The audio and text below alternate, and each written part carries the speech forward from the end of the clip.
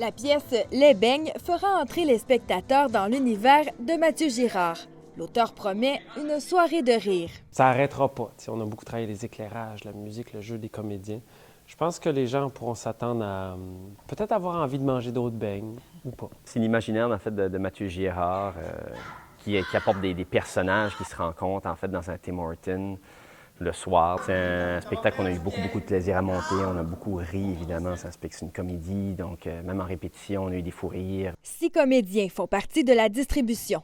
Mathieu Girard a fait le lien entre un trou de beigne et le sentiment de vide pour l'écriture de la pièce. Je voulais parler peut-être du vide existentiel qu'on a dans nos vies, ce qui nous manque, ce qu'on n'a pas.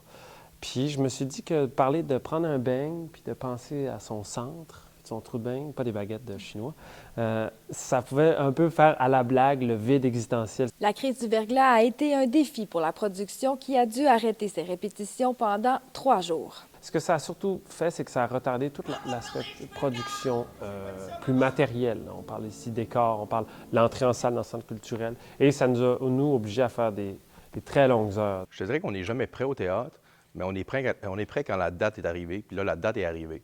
Donc, on n'a pas le choix de jouer. Mais comme au théâtre, on prendrait toujours une semaine de plus, une semaine de plus. Mais là, on a eu une semaine de moins. Donc, on prendrait 2 semaines de plus. Maintenant que le verglas est chose du passé, les comédiens laisseront place aux beignes jeudi soir. Annie Levasseur, Caraquette.